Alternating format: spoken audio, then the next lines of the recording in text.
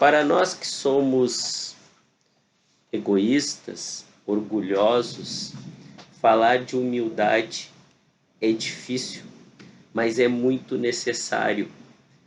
Não é por acaso que recorrentemente a doutrina espírita nos ensina que a humildade, ela é a mãe de todas as virtudes, porque sem ela, todos os nossos sentimentos, todo o nosso conhecimento que está ao alcance de se desenvolver, ele não acontece.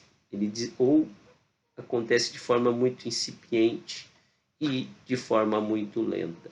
O processo de desenvolvimento de qualidades, seja do sentimento, seja do conhecimento, eles passam a ter consistência e velocidade quando a gente se coloca na posição de Sócrates, né? De entender que, na verdade, quanto mais a gente aprende, mais a gente sabe que nada sabe. E um encontro que ocorreu há 2000 anos, há quase 2000 anos, entre um senador do Império, do todo-poderoso Império Romano, e um Messias que estava prestes a inaugurar uma nova era, vai dizer muito do quanto esse sentimento ele é importante no nosso desenvolvimento. Há 2000 anos, um encontro entre o passado e o futuro, recheado de inquietações para esse senador romano, inquietações que são ainda da humanidade de cada um de nós, podem promover reflexões muito profundas e muito importantes, claro, à luz da doutrina espírita, essa é a nossa proposta para hoje. Sejam bem-vindos. Nós estamos no Instituto Espírita Terceira Revelação Divina. É sempre uma alegria muito grande estar aqui, ainda que fisicamente, né, distanciados, estamos ligados por aquela que é a força de atração mais potente que existe no universo, que é a força dos pensamentos que vibram na mesma direção.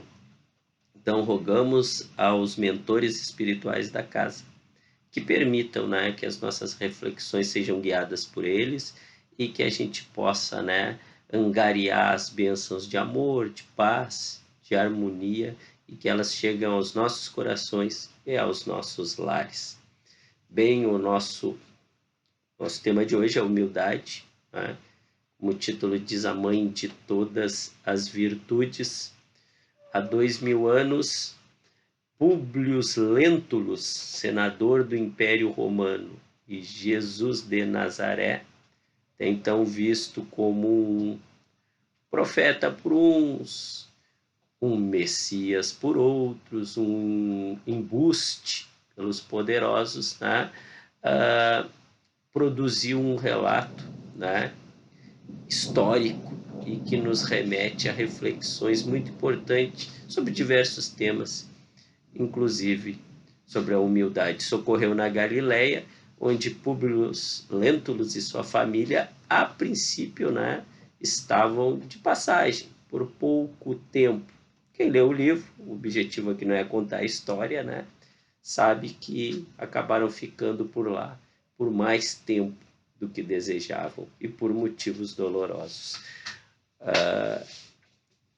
Públio Lentulus estava na Galileia, claro, por questões pessoais, investido de um cargo, né? Então por questões profissionais também, mas principalmente por indicação médica, né? Pois os médicos entendiam que os bons ares, né, da Galileia poderiam auxiliar no tratamento da hanseníase da filha de Públio e de Lívia, a sua filha Flávia. E com algumas semanas na Galileia, o caso da menina não apresentava melhora consistente e as ulcerações pioravam, a febre não cedia, apesar de todos os cuidados que a família, os empregados e a medicina, né, dos romanos ofertavam para a criança. A ponto de Lívia, a sua esposa, sugerir ao marido, senador, que fosse buscar auxílio junto a Jesus. A essas alturas, né, Lívia, levada por Ana, sua fiel empregada, havia conhecido o mestre, né? E ela, que era uma pessoa de coração, né, evoluído, de sentimentos evoluído, um espírito evoluído, apesar de ser uma cidadã romana e uma cidadã de posse e esposa de um homem de cargo elevado, ela não se investia de poder, tratava todos de forma igualitária e logo viu, nos poucos contatos que teve com Jesus, que ela estava diante de alguém diferente, que ela estava diante de um emissário de Deus. E pede ao esposo que busque ajuda junto a Jesus. Ele resiste no primeiro momento, mas a situação era tão dramática que ele foi procurar o encontro, tentou, né, ao cair do dia, que esse encontro parecesse, né, algo fortuito, mas assim como ocorreu com Saulo de Tarso, quando Públio Lentulus se viu em contato com Jesus, estava ele lá dobrado de joelhos e em lágrimas, sem entender o que estava acontecendo. Ele que tinha a preocupação de que seu encontro não fosse visto por ninguém, esta preocupação foi sanada, e ele tinha uma preocupação como se comunicaria com Jesus. Afinal, né, ele, um cidadão romano, né, não dominava o aramaico, uma língua difícil, um idioma difícil de ser entendido, né, mas, para sua surpresa, conforme o relato que ele mesmo faz e envia ao Império Romano, esse encontro, essa comunicação entre eles foi de espírito a espírito, de coração para coração, como se fosse um sonho. Ele entendeu Jesus perfeitamente.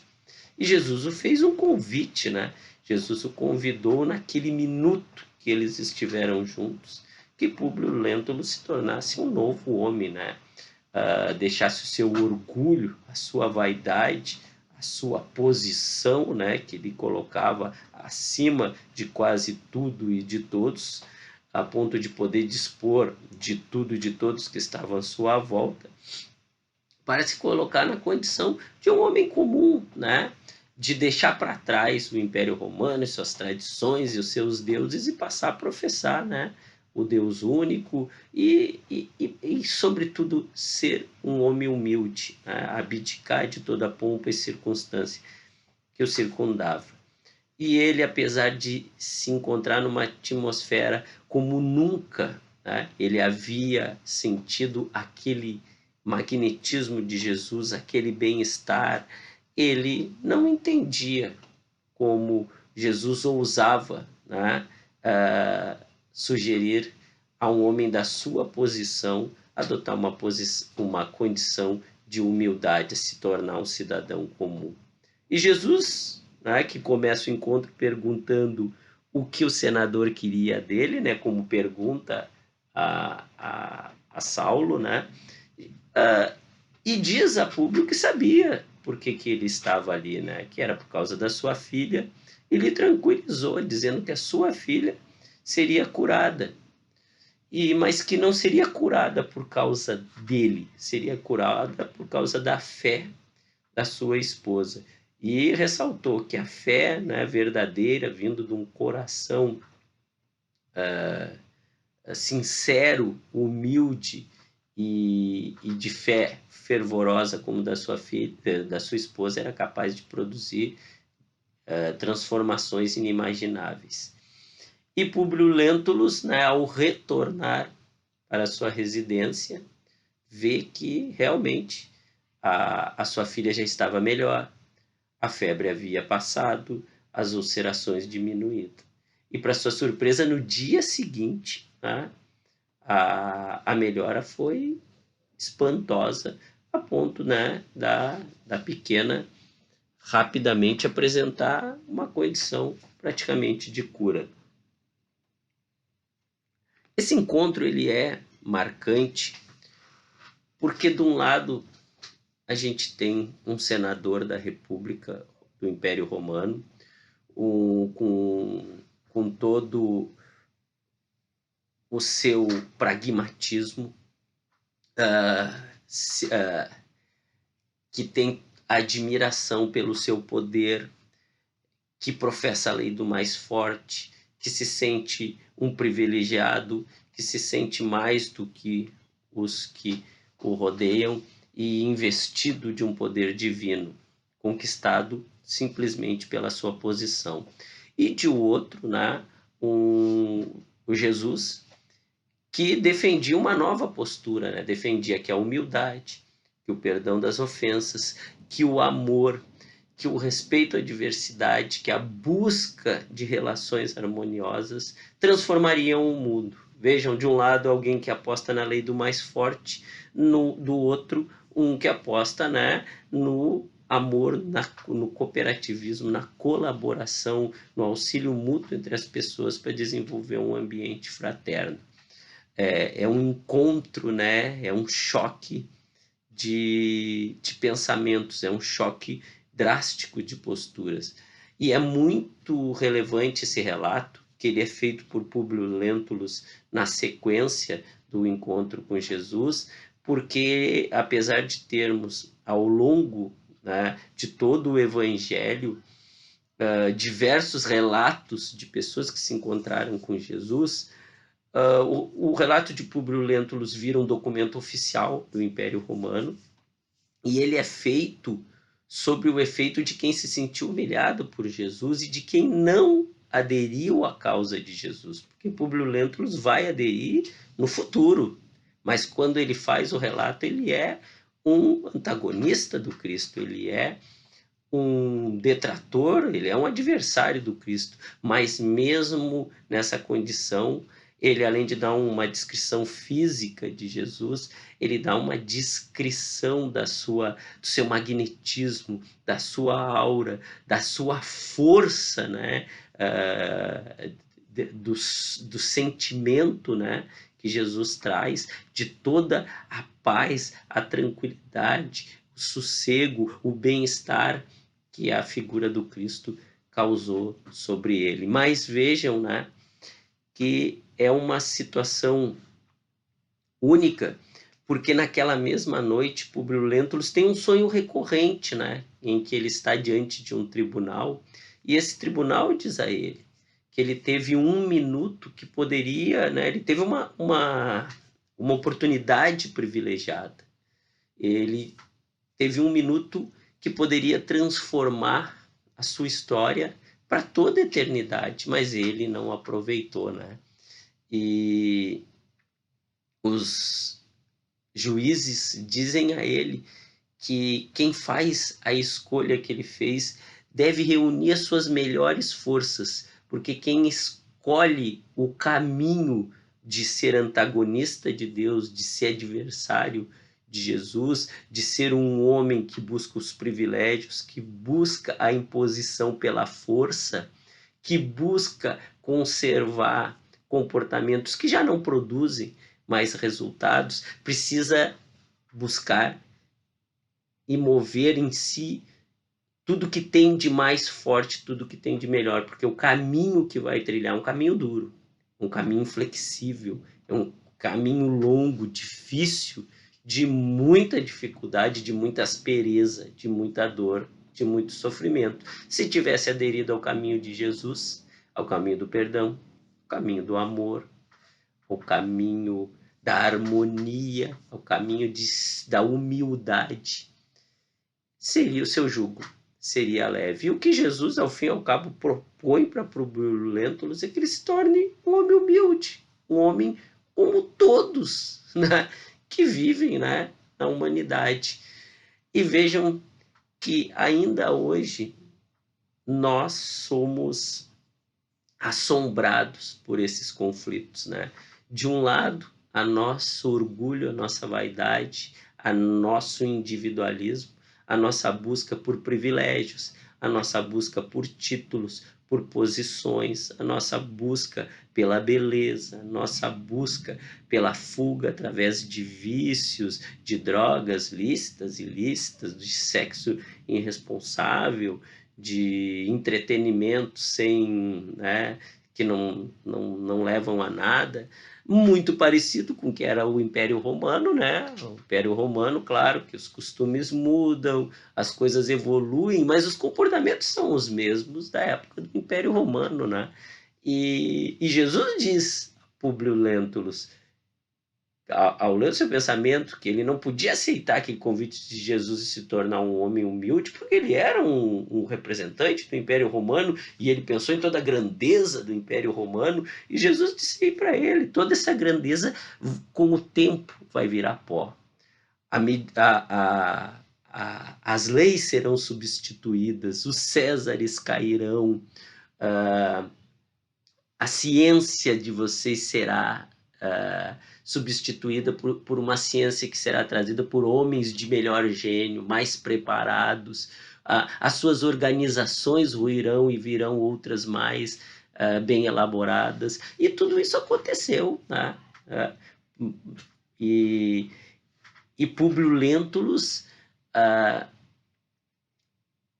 optou por um caminho que muitas vezes é o caminho que a gente opta, porque vejam, né, quantas vezes a gente vive esse conflito e faz a escolha que Públio Lentulus fez, porque ele, quando viveu toda essa eclosão de sensações e sentimentos quando esteve diante de Cristo, ele recorria à sua razão e pensava: não, a aura que eu vivenciei, a paz de espírito e o que ele me disse faz sentido. O homem racional que existia dentro dele dizia: não, mas o que Jesus diz, o que os fatos que ele produziu com a cura da minha filha, o que a minha esposa, que ele reconhecia uma pessoa sensata, dizia, faziam sentido à sua razão, mas o orgulho e a vaidade eram maiores, que ele não aderia. E vejam que o Espiritismo diz para nós o que? Age com razão, né? Busca a verdade, busca o que produz resultado positivo na sua vida. E se a gente for pensar, né, é duro para um individualista, é duro para o egoísta, para o vaidoso, abdicar dos privilégios, abdicar das sensações que a matéria, né, nos dá, o imediatismo dos vícios, das paixões, o entretenimento sem responsabilidade. É duro, mas é um caminho que já não produz mais resultado. Quando a gente pensa racionalmente, a gente realmente chega à conclusão: Jesus está certo. O que nós precisamos é de um mundo em que todos sejam iguais, de humildade, em que ninguém se enxergue melhor do que o outro, em que os títulos, os poderes, a beleza, a juventude, isso signifiquem apenas circunstâncias, mas não fatores de escravização do outro, não fatores que me coloquem numa posição de superioridade. Nada disso, né? Jesus tem razão, mas é difícil. Esse conflito é difícil a gente sair da posição do orgulho para a posição da humildade. E ao fim e ao cabo, Jesus, mais uma vez, tem razão, porque ele dizia: eles virão e não compreenderão, eles sentirão e não aceitarão, eles tocarão e mesmo assim não vão acreditar. Realmente, vejam, Públio Lentulus viveu a sensação, Públio Lentulus viu o resultado produzido pela fé, que começa fruto da humildade da sua esposa e produziu na sua filha. E ele viu, ele sentiu, ele viveu, e mesmo assim ele não teve força de acreditar. Claro que quem lê o livro sabe a sequência dessa história, é um rosário de sofrimentos que já começam no dia seguinte, né, ao encontro com Jesus, a se desenharem, Mas ainda nessa encarnação, Públio Lentulus, apesar de uma estrada dura e penosa, ele adere a Jesus. Na encarnação seguinte, já como um escravo, ele segue uma estrada dolorosa, mas começa já a se alinhar, né, às fileiras do mestre. E ele vem ter algumas encarnações aqui no Brasil e a gente já encontra esse espírito numa outra condição no início do século passado, como guia espiritual de Chico Xavier. E o alerta que Jesus fez a Públio Lentulus é o mesmo alerta que ele faz para nós, porque Jesus disse: é uma escolha que pode lhe poupar milênios de sofrimento. Veja, não é dias, não é meses, anos, nem encarnações, milênios de sofrimento. Emmanuel já aderiu. Quando será o dia que nós vamos aderir? Se vai ser hoje, se vai ser amanhã. Quem sabe até a gente já aderiu, mas não conseguiu desapegar totalmente, né, do que precisa ser modificado. Só uma certeza a gente tem, que algum dia será, porque Deus não criou ninguém para sofrer. Criou todos os espíritos para serem homens comuns, humildes. E homens comuns e humildes, o que eles fazem é evoluir em direção ao próprio Criador, é se tornarem no futuro felizes. Está lá há 2000 anos Francisco Cândido Xavier, pelo Espírito de Emmanuel.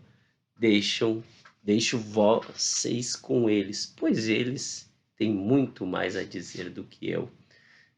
Eu só posso agradecer e mais uma vez manifestar a gratidão de estar aqui com todos. Até a próxima. Que todos tenham uma boa leitura e boas reflexões iluminadas por Emmanuel e pelo Mestre Jesus.